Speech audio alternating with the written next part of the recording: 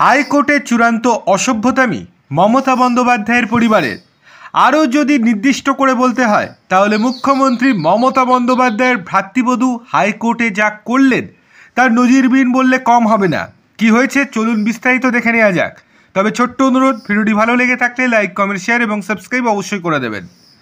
মুখ্যমন্ত্রী মমতা বন্দ্যোপাধ্যায়ের ভ্রাতৃবধূ তথা রানী বিড়লা গার্লস কলেজের পরিচালন সমিতির সভাপতি কাজরি বন্দ্যোপাধ্যায়ের শোকজ নোটিশকে চ্যালেঞ্জ করে কলকাতা হাইকোর্টের দ্বারস্থ হয়েছিলেন ওই কলেজেরই অধ্যক্ষা শ্রাবন্তী ভট্টাচার্য।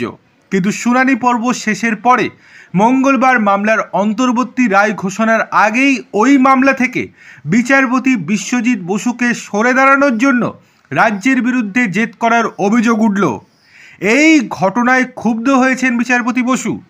নির্দেশ ঘোষণা করতে গিয়ে তার বক্তব্য, একটি বিব্রতকর পরিস্থিতি যা আদালতের মর্যাদাকে গভীরভাবে আঘাত করেছে। আদালত সূত্রের খবর, শুনানির সময় মামলাকারীর পক্ষ থেকে অন্তর্বর্তী নির্দেশের আর্জি জানানো হয়েছিল। সেই মতো মামলার শুনানি শেষে বিচারপতি বসু অন্তর্বর্তী রায় ঘোষণা শুরু করেছিলেন। কিন্তু সেই সময় রাজ্যের অ্যাডভোকেট জেনারেল কিশোর দত্ত আপত্তি করেন। এজির দাবি, তার সওয়াল এখনও শেষ হয়নি। তার আবেদন, এই মামলাটি থেকে বিচারপতি বসু যেন অব্যাহতি নেন। আদালত বক্তব্য জানানোর জন্য এজিকে সুযোগ দিতে রাজি হয়।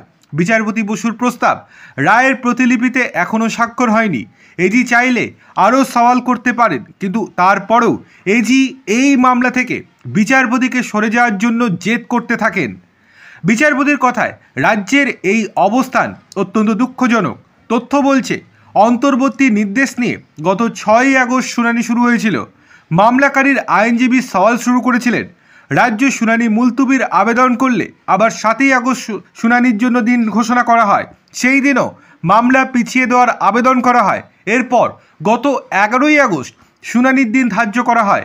ওই দিন রাজ্যসহ সব পক্ষের বক্তব্য শুনে আজ অন্তর্বর্তী নির্দেশ দেয়া হবে বলে জানানো হয়েছিল।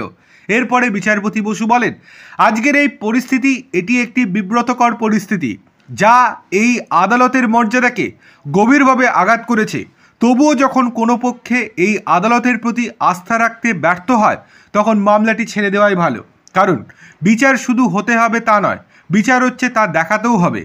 বিচারপতি বসু বলেন, মামলাটি থেকে তিনি অব্যাহতি নিচ্ছেন। হাইকোর্টের প্রধান বিচারপতিকে এই বিষয়ে ডিটেলসে জানানো হবে, তারপর উনি যা ব্যবস্থা নেওয়ার নেবেন।